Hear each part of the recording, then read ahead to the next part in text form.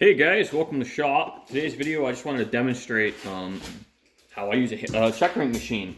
So this is a relatively simple process. It is straightforward, but it requires a little bit of finesse and care. So this is just a flat block of wood. I've set my machine to 20 lines to the inch. What I'm doing right now is I am just straightening out my last line and bringing it all the way to the edge. So the checkering is not going to come all the way to the edge on this sample part just because there's no reason to. This is really just how the machine works. This is also going to go significantly faster than it would go on an actual firearm just because I'm not working up to a border. I'm working on a perfectly flat surface, and the stars are really aligned for making this as easy as possible. So I'm going to shut up now. Hopefully you don't get the dental drill noise. I have my Bluetooth microphones and earbuds on right now to try and mitigate that as much as possible. But this is a relatively speedy process with the machine, but it's not instant. It does take some time.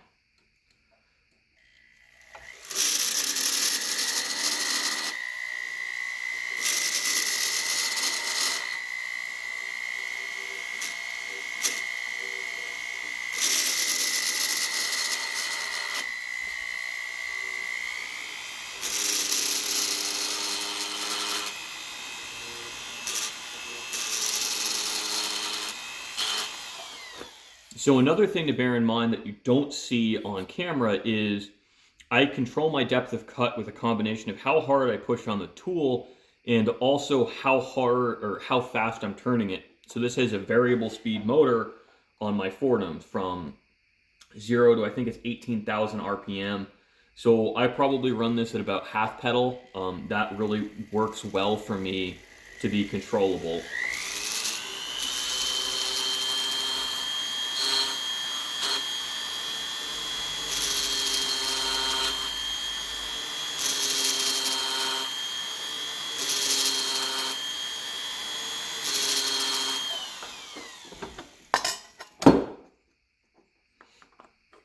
So I'm going to have to move the part, and I'll double check and make sure it's still in frame. Just get up for that. I like to keep the light on it. It helps me see what I'm doing. Okay, good. We're still pretty close to center, your field of view.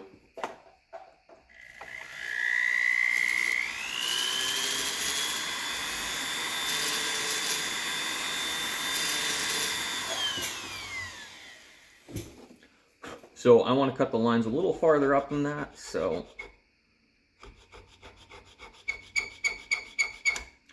take my hand tool. Now another thing to remember that's not obvious on camera, this is going to take 2 or 3 passes to cut full depth. I try to go for 3 or 4. In this wood, just for sample purposes, I think we can get away with 2 or 3.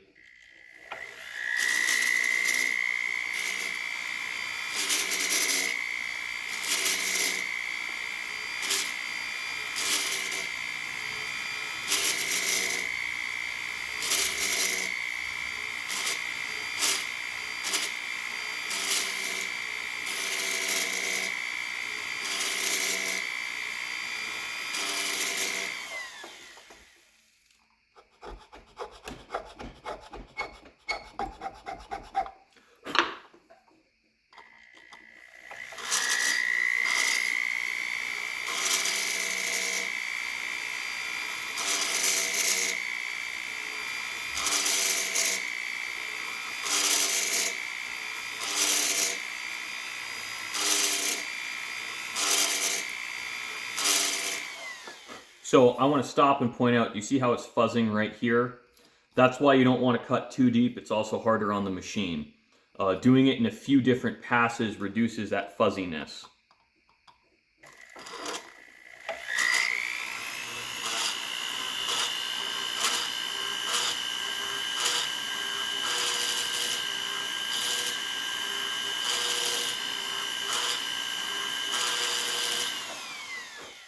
So I'm actually cutting on this pretty aggressively. I think I'll move me, not the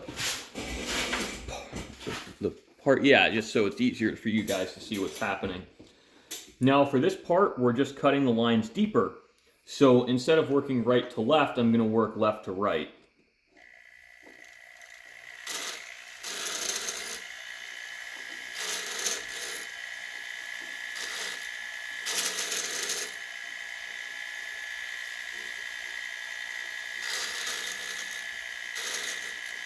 Now I go a little bit slower when I'm deepening on this pass because it's very easy for the guide to pop out.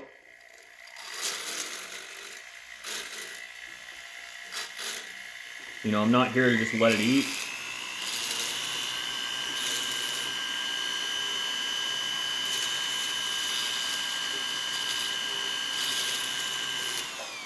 You'll also notice, so I can climb up.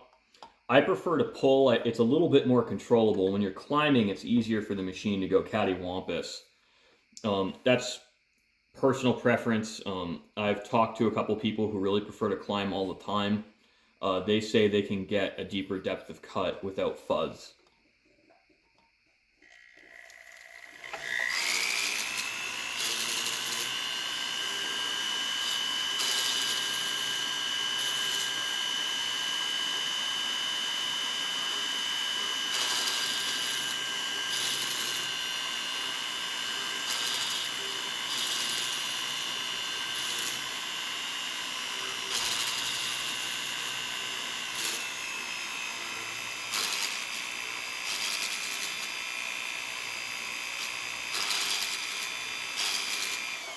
Also, guys, please excuse any awkwardness. I'm doing this at less than optimal angle for myself just so I can put it on camera better. I think looking at it, 2 more passes and we should be deep enough. Maybe it'll look like checkering, but you see you might not see it, but the dark spots on the top, that's where it's still flat because I haven't taken all of the surface off. I can cut flat top checkering with this machine, but I need a different wheel. I prefer to put pointed diamonds on it, but if customers want other things, customers get other things.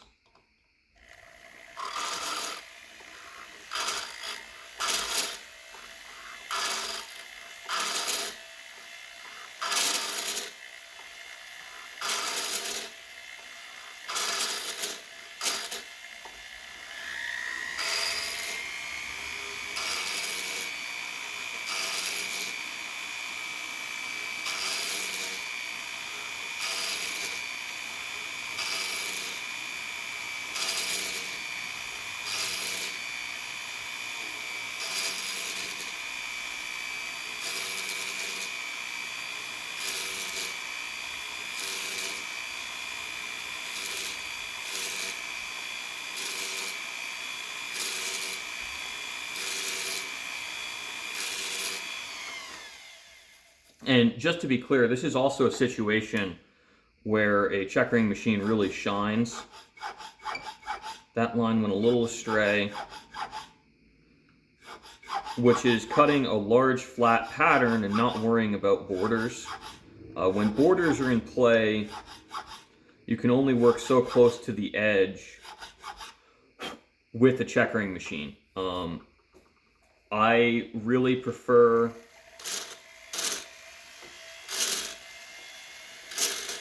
once I'm within a line or two of the edge, I will use a hand tool.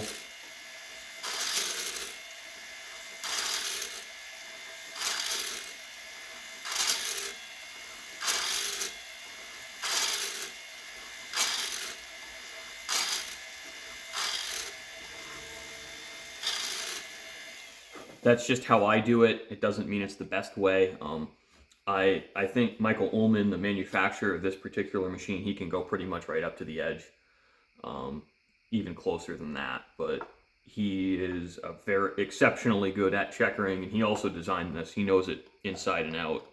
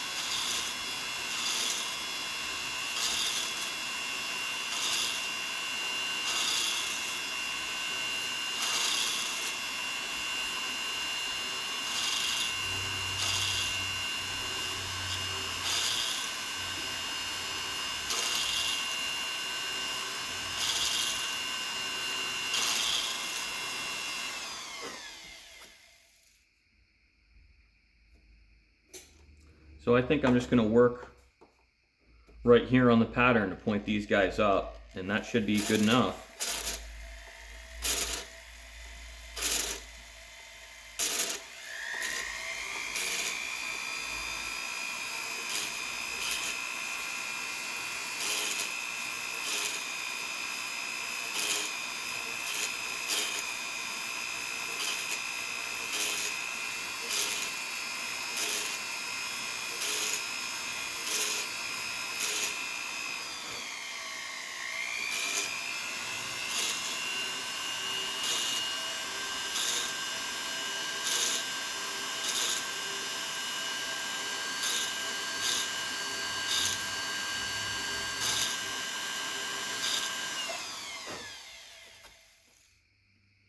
So yeah, I mean, that's checkering. So how long did this video take? We are at about the 12-minute mark.